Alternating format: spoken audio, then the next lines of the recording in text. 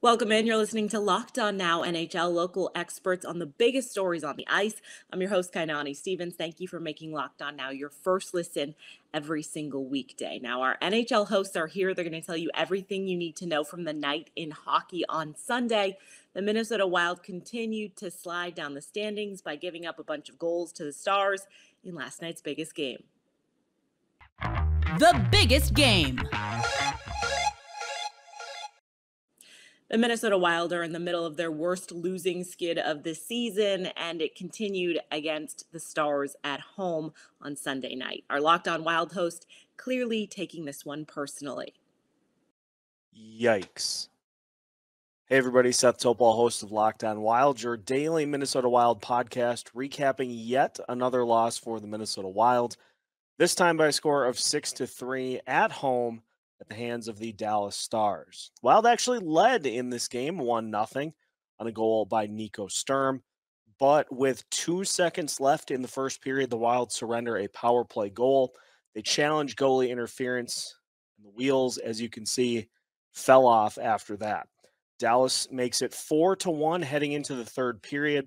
The Wild do get a couple of empty net goals, courtesy of Kirill Kaprizov, but Calder, runner-up, gets the last laugh with a hat trick, and the Wild are now 2-8 in their last 10 games. And as you can see, I'm handling it very, very well.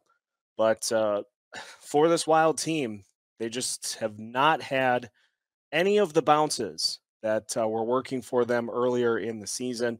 It's been a mess, and this stretch continues.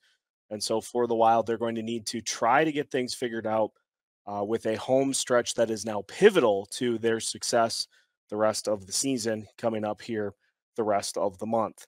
For more on the Minnesota Wild, you can follow Locked On Wild wherever you listen to podcasts.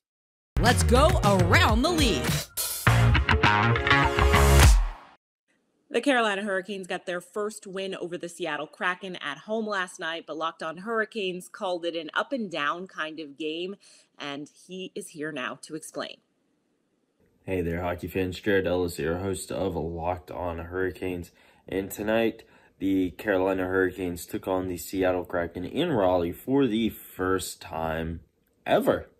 And this was a game that I feel the Hurricanes, it was a game of some ups and downs. There was some big positives in this game, both power play units scoring, Antti Raanta continuing to build confidence, Marty Necas getting his goal drought ending. After 18 games, he was able to score the game-winning goal tonight. But there were some down moments as well in this game, just some overall sloppy play. But the Carolina Hurricanes, just like AEW World Champion Hangman Adam Page, were able to come away with the W tonight. Now, the Hurricanes do have the next couple days off heading into the game Thursday against Colorado. So, hopefully they can work out some of these kinks that they got ahead of that game. So, make sure you tune into Locked On Hurricanes for all of your post-game needs and all of the content you need heading into that game against Colorado. The Rangers have been one of the best teams in the NHL this season, and they picked up another win on the road, this time in Winnipeg. Our Locked On Rangers host said New York cruised to the win by sticking to the script they have all year long, and that's been getting them the wins. Hey, what is going on, hockey fans? John Chick with Locked On New York Rangers. The Rangers just wrapping up a rock-solid 4-1 road victory against the Winnipeg Jets. Just an awesome way to kick off this 4-game road trip here. And they basically stuck to the blueprint of things that have been working all season. The Rangers did a great job on both special teams units. Igor Shesterkin, maybe not, one of his truly elite performances, but he made some nice saves. Got the job done for the Rangers. Chris Kreider with a couple of goals in deep for the Rangers. He's obviously been doing that all season. And yeah, they pretty much just, again, stuck to the blueprint.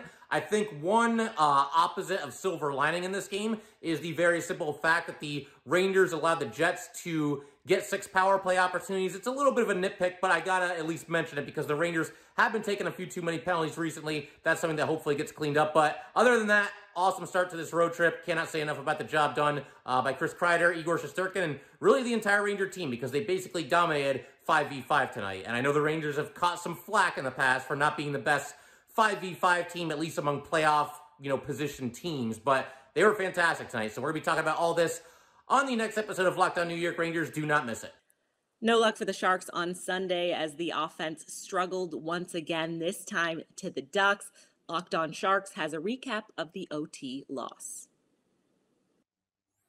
The Sharks continue their losing streak. I'm JD Young of Locked On Sharks, and the Sharks fall 3-2 to the Anaheim Ducks. Their losing streak now reaching 3 games. In a game where the Sharks continue their pattern of just not getting shots on goal. They had 22 shots on goal. This coming after getting 17 the night before, where the offense just cannot sustain any sort of pressure on the other opposing team. Zachary Sawchenko looked really admirable in his first NHL start, but the Sharks fall in overtime due to a controversial call where the Ducks were able to get a breakaway. So we'll have a full breakdown of tonight's game, talk about Jacob superstar Middleton, and of course look at what happened to the Preds game on Saturday. So make sure you guys follow along wherever you get your podcasts, and of course subscribe to us on YouTube.